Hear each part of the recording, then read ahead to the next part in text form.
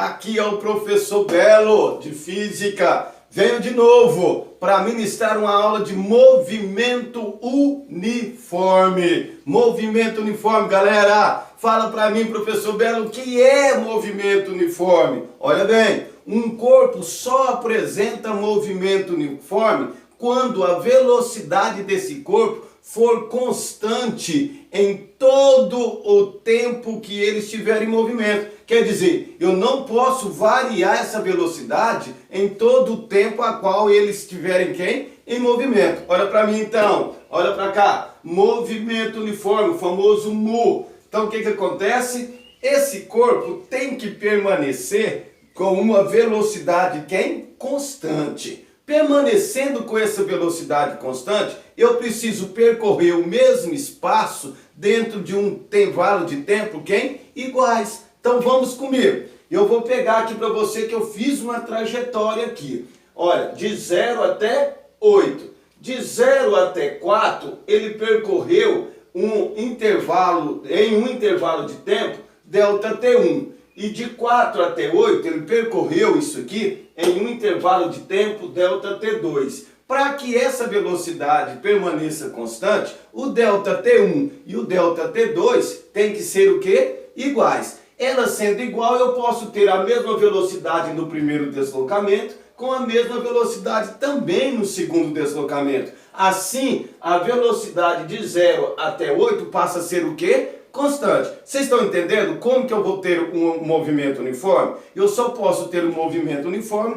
quando a velocidade desse corpo permanecer igual em todo o tempo que eu estiver em movimento, tá? Olha para cá. Se isso acontece, eu vou ter velocidade, tem que ser diferente de 0, mas ela não pode mudar, ela tem que ser o quê? Constante. Correto, galera? Assim, nós temos mais uma curiosidade. Qual é a curiosidade que nós vamos ter aqui, galera? É o seguinte, se o movimento dele tem uma velocidade em todos os instantes iguais, então eu posso considerar, caracterizar aqui, que eu tenho velocidade instantânea igual a velocidade média, não é isso? Se eu vou calcular a velocidade instantânea igual a velocidade média, nós deduzimos essa velocidade em ΔS dividido pelo ΔT, que é o todo espaço percorrido dentro de todo o tempo necessário para percorrer esse espaço. Correto, galera? Fica fácil, não fica? Então, entendendo aqui, para que eu possa mudar a velocidade desse corpo, eu preciso aplicar nesse corpo um cara chamado de aceleração. Então, se eu não posso mudar a velocidade tem que ser constante,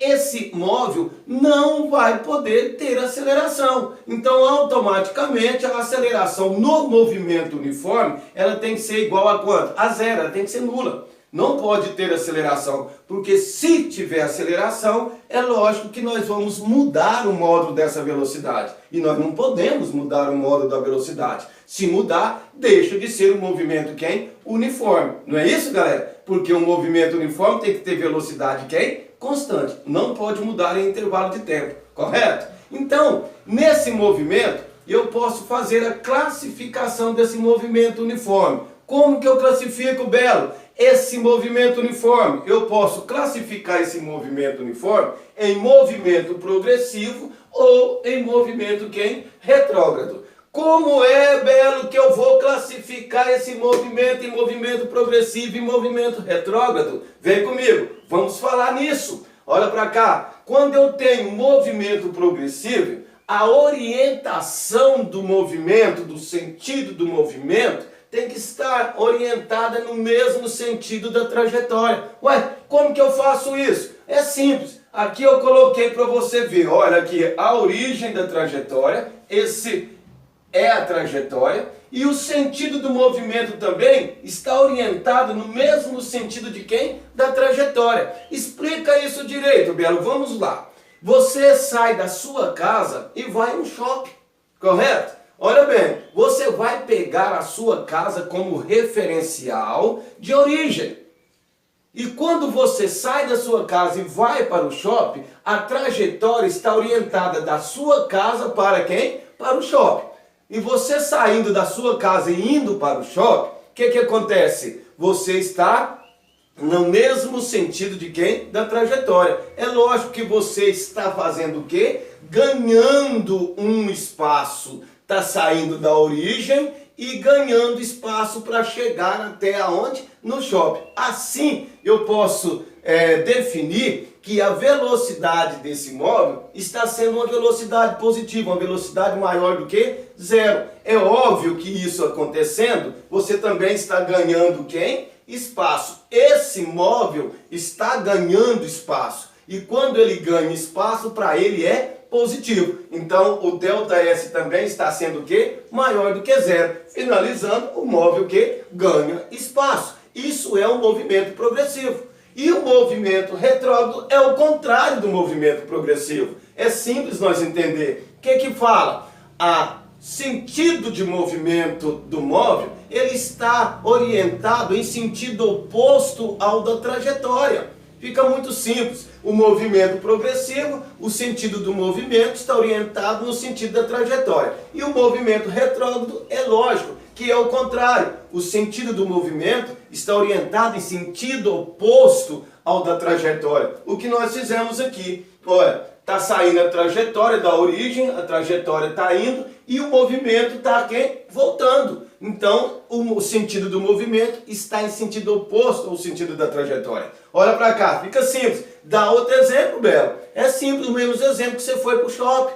Você sai da sua casa, pega a sua casa como posição de origem, que é a referência, e vai para o shopping. Chegando perto do shopping, você vê que você esqueceu a sua carteira. O que você vai fazer? Voltar para buscar a sua carteira. Não é isso? Então olha bem para mim. O que você vai fazer? Você vai pegar e voltar para a sua casa. Quando você está voltando para a sua casa, o que está acontecendo? Você está aproximando da origem. Em vez de distanciar da origem, você está aproximando da origem. Automaticamente, o que está acontecendo? Você está perdendo espaço. O móvel está perdendo espaço. Quando o móvel perde espaço, o que acontece?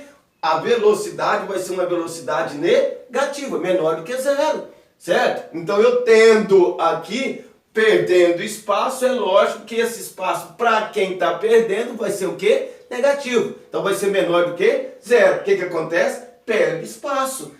Então vamos determinar aqui certinho aqui para você. Quando eu tenho um movimento progressivo, velocidade maior do que zero e ganha espaço. Espaço também, o ΔS, maior do que zero. Movimento retrógrado, velocidade negativa e o ΔS também vai ser o quê? Negativo. Finalizou. Ficou fácil você entender o movimento quem? Uniforme.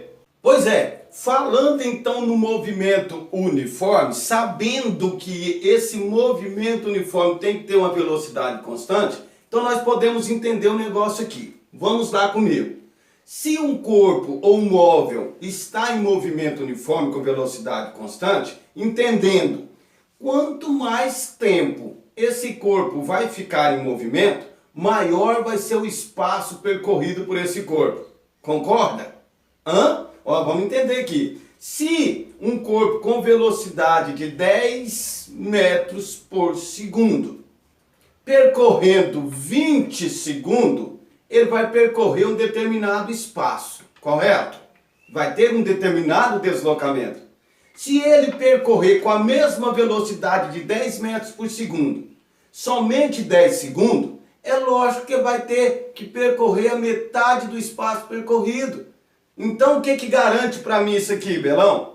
Garante que o espaço percorrido por um corpo em movimento uniforme vai depender de quem? Do tempo.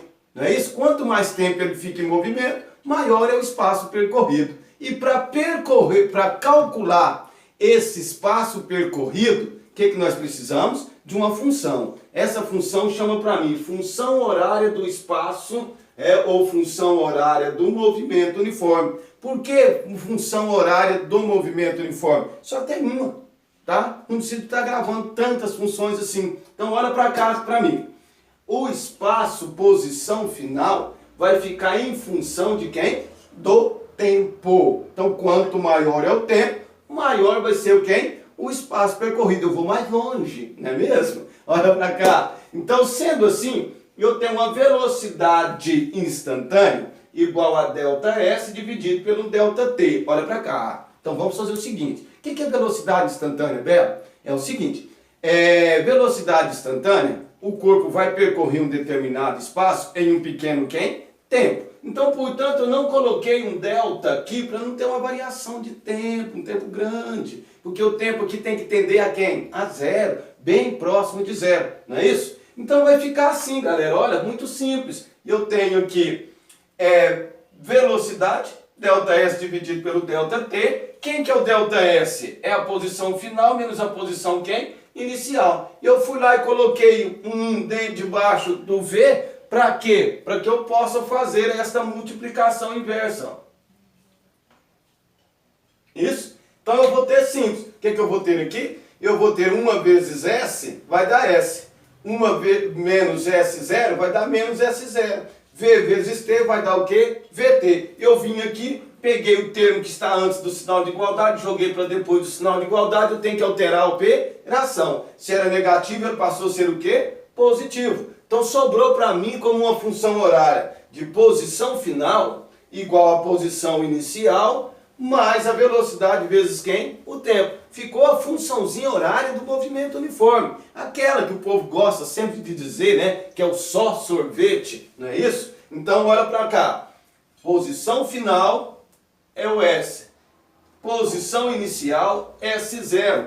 V é a velocidade que permanece constante. Vezes quem? O tempo, que é o T. Só jogando isso aqui numa formulazinha, lendo o exercício, sabendo as unidades de cada uma das grandezas, nós resolvemos o movimento uniforme. Tá bom, galera? Fechou?